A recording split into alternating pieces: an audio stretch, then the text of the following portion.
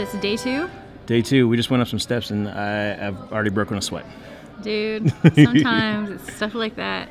No, we were exhausted from yesterday. That's true. I slept hard last night. Dude, I woke up this morning and I was like, oh, God. Yeah. Apparently I told Adam, go without me, and I don't remember doing that. In your sleep, yeah. Go without me. Yeah. But we're here. Yeah, and we're Sunday. Sunday. We're about to walk into a comedy writing thing, I think. We got Stan Lee to look forward to. Yeah. So that's pretty cool. Despite our facial expressions, we're excited.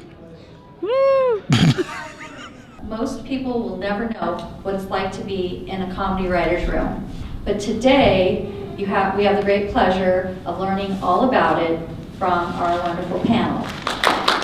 So we started our day on Sunday with the How to Run a Comedy Writers Room panel. We are the writers' room for First Friday Night Live, a Saturday Night Live style sketch comedy show that takes place every month in downtown Phoenix. So they kind of ran through the the ABCs of how our writers' room functions. The way that we run is basically we have a weekly meeting and it's completely open to the public. I mean completely open to the public.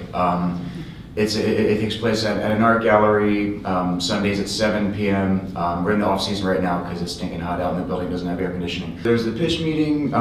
After that, people will take on a sketch idea individually. I write down all the pitches. I send an email out at that night. They come to the next meeting, read whatever they got, and we critique, come up with ideas or whatever. It's generally very positive. I'd say at the pitch meeting too, that's important to realize that when someone does a pitch of an idea or an outline, we usually try to take about 10 minutes for each idea and just brainstorm all the various possibilities. Whoever's going to be the writer for that one will take the 2 or 3 ideas of the 10 that they like, and the funny ones will stand out of the 10. So you don't really need to say no if you just keep brainstorming ideas. I liked it. It was pretty interesting. I mean, I'm not much of a writer, but I found it actually quite interesting. Yeah. Like, what did you kind of get out of it? Well, I think the main point that I walked away was avoid punching down. So that kind of stuck with me because I find like that's just a good note in general, like in life as well. Being a good person. Yeah, just being a good person. Kind of one of the main things for me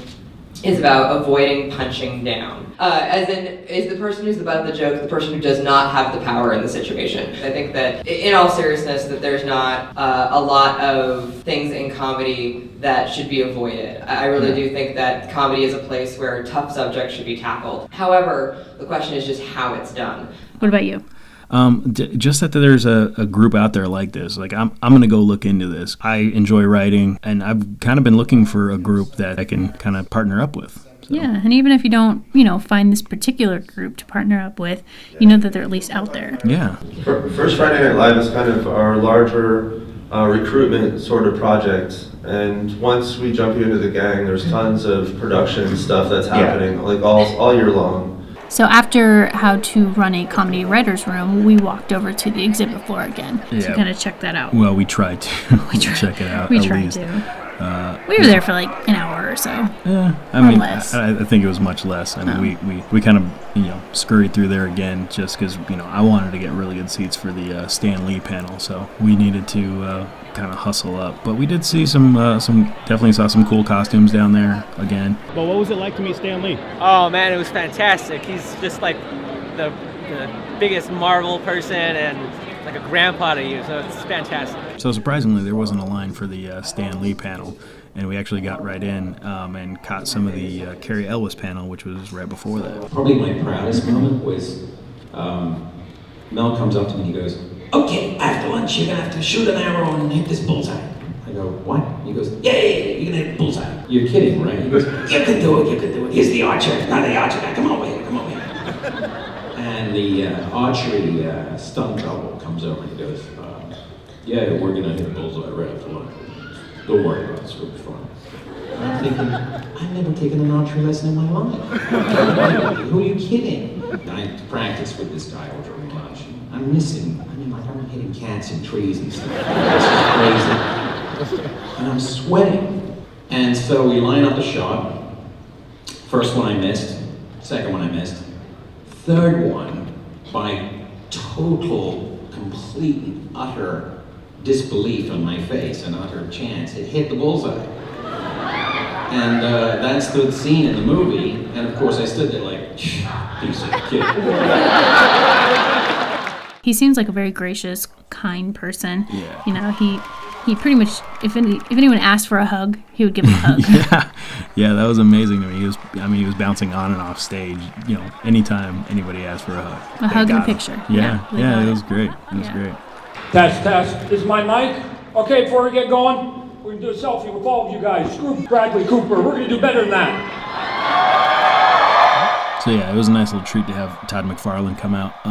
One of the coolest things is that he's Canadian and he moved to Phoenix, and it's kind of cool to me to have somebody who I admire and respect actually living here, because I feel like most of like the creative people live in like New York and LA and Chicago, and yeah, to hear him gush over Stan Lee is pretty awesome too. And you could tell that he really genuinely liked Stan Lee and looked up to him. Oh yeah, respected yeah. him. He is, ladies and gentlemen, truly, he's a living legend. You can't say that about too many people. This man is a living legend. Everybody in this room is here for a reason, because somewhere along the line, this man's creation has touched your life. He's co-created Iron Man, Thor, Fantastic Four, a bunch of the guys in the Avengers, Spidey. I'm going to miss the Hulk. I'm going to miss them all, right? So we're going to bring him out, but to you guys out there, especially the young kids, he's that old dude that's in all those those superhero movies, Mr. Stan Lee.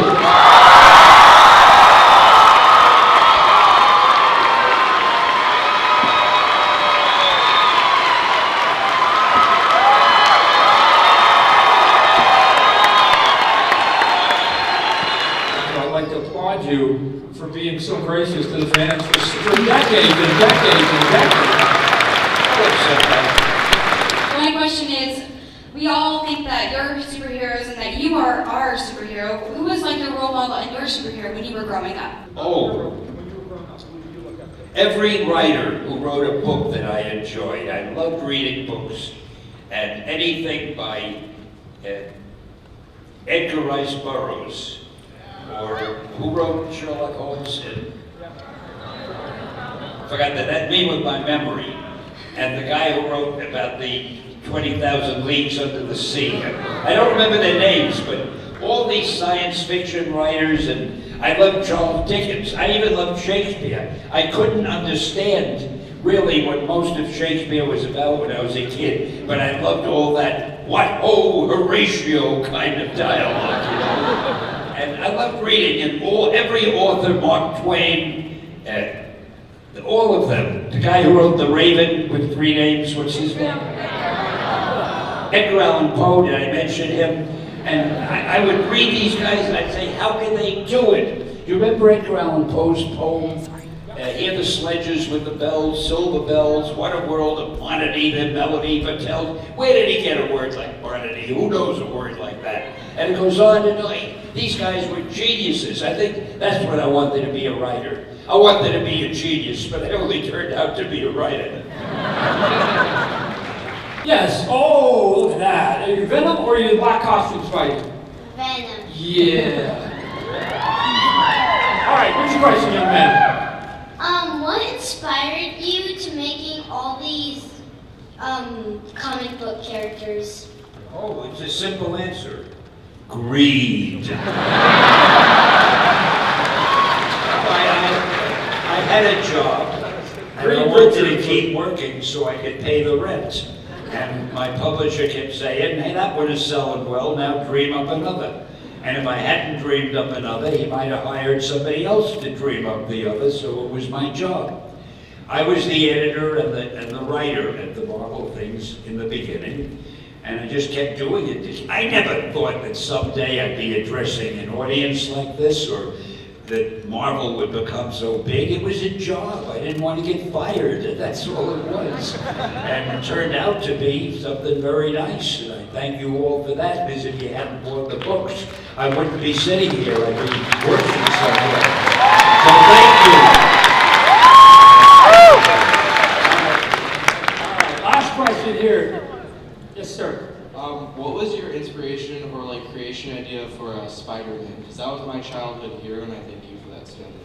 Oh boy, it's a long story. How much time do we have? Yeah, this is a good one, but we got all day. You're still All right. It's not that good. It's just I talk a lot. I had just done whatever heroes I had done, maybe the X-Men and Fantastic Four, I forget which, and my publisher, who was a strange guy, but I won't discuss that now, but he said to me, hey Stan, I think we're on a roll. We have a couple of good-selling heroes. Come up with another one for me. So I wanted to keep my job, so I went home and started thinking, and I saw a fly crawling on the wall. And I thought, wow, wouldn't it be cool to have a hero who could stick to the wall like it? No, I'm not telling the truth. In those days, they probably didn't have the word cool. I probably said, wouldn't it be groovy? But anyway, to have a character crawl on the wall. So I thought, sort of like an insect. And then I thought, okay, now I need a name. To me, names are very important. Like the Hulk. I mean, you had to love a guy called the Hulk. Anyway, I thought, what did I call the guy? Insect Man? Nah, it didn't sound dramatic. Mosquito Man? Nah. And I went down the list and I got to Spider-Man. Spider-Man. Wow, I got my name. Then I decided to make him different. I'd make him a teenager. And finally, I thought to make the readers empathize with him, I'd give him a lot of personal problems. He'd be poor, he'd live with an aunt who's always sick, and stuff like that. So I went to my publisher the next day, and I was so excited. I told him my idea, and he said, Stan, that is the worst idea I've ever heard. He said, first of all, people hate spiders, so you can't call a hero Spider-Man. You want him to be a teenage hero? Don't you understand teenagers can only be sidekicks? And then he said, and you want him to have personal problems? Don't you know anything about superheroes? They don't have personal problems. They're superheroes. So I walked out of the office with my tail between my legs, but I couldn't get the idea out of my mind. So we were going to kill a magazine. I think it was called Amazing Fantasy. Now, when you kill a magazine, nobody cares what you put in the last issue, because you're killing it. So I thought I'd get Spider-Man out of my system. I'd put him in that magazine. And Steve did go through him. I gave it to Jack Kirby first, but he made him look too heroic. I said, I wanted to be just an ordinary, klutzy kind of teenager. Gave it to Steve Ditko, who drew klutzy characters. And we featured him on the cover, and I forgot about it. About a month later, after the sales figures came in, my publisher came running into my office, and he said, hey, Stan, do you remember that Spider-Man character of yours that we both liked so much? I swear. He said, let's make a series of it, and that's how Spider-Man was born. So yeah, I mean, Stan Lee, what can you say about the guy other than, you know, he's a living legend. I mean, you know, McFarlane said it himself. He is a living legend. So yeah, I know you didn't know who Stan Lee was before you saw him. Well, what'd you think of him? You know, I actually thought that he was extremely humble and quite funny, and actually quite a spry old fella. Yeah, he's 91. I mean, he looks great for 91. That's amazing. And you know what? Actually, him and what Julie Newmar said in the Batman panel about, you know, the key to living life is having fun. She's 80, he's 91. They both look like they're enjoying their lives, you know. Mm-hmm. And that's kind of should speak truths about that notion that, you know, yeah. I mean, there's no reason not to live your life positive, and I should take that away because I'm pretty cynical from time to time. Yeah, anyone should take that away. Yeah. So we finally got to go walk around the convention floor after the Stan Lee panel. Yeah, and we saw some really cool stuff. You know, they had like a Lego exhibit that had like, you know, a bunch of things that were like made out of Legos. A bunch of things. Yeah, there's a Lego Captain America that Stan Lee had signed. There's a Lego Hoth battle from Star Wars. Lego JLA. Yeah. You don't know what that is, do you? No. Justice League. They also had like some knights that were like dueling. Yeah, with like real swords and shit. Yeah, it looked pretty real. Yeah. It looked pretty real, actually. Yeah. They had some really cool zombie stuff, like, you know, like some statues that were like zombies, which I thought was cool. What else? They had some Star Wars. Yeah, they had a whole Star Wars cantina mock-up where you can get your picture with a Boba Fett and a couple of stormtroopers. I got a shot me shooting first on Greedo. I was surprised to see how many independent artists there were. There was a lot of those. A lot of booths with T-shirts and posters and stuff like that. But overall, I mean, it was really a fun experience, you know? Yeah, it was. I agree. It's nice to see that it's gaining popularity out here. Whereas San Diego, it's always known as more of an event, it's more publicity, it's more marketing and everything out there. It's nice to see that the small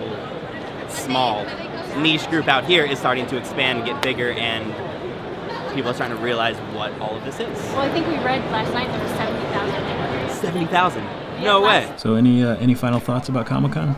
Yeah, actually, I kind of think that, you know, even if you're not really into comics or, you know, even that familiar with, as he says, pop culture, like myself, this is still a fun, cool thing to go do. You know, there's so much you could see. There's really good photo opportunities. It's family friendly.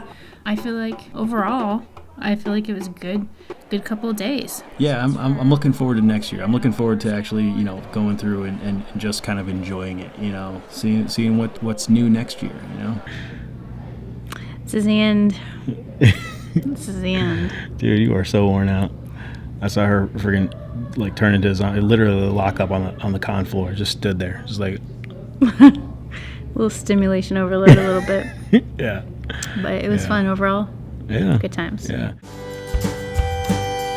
Don't say what you want. All I got here's one. Please take your time.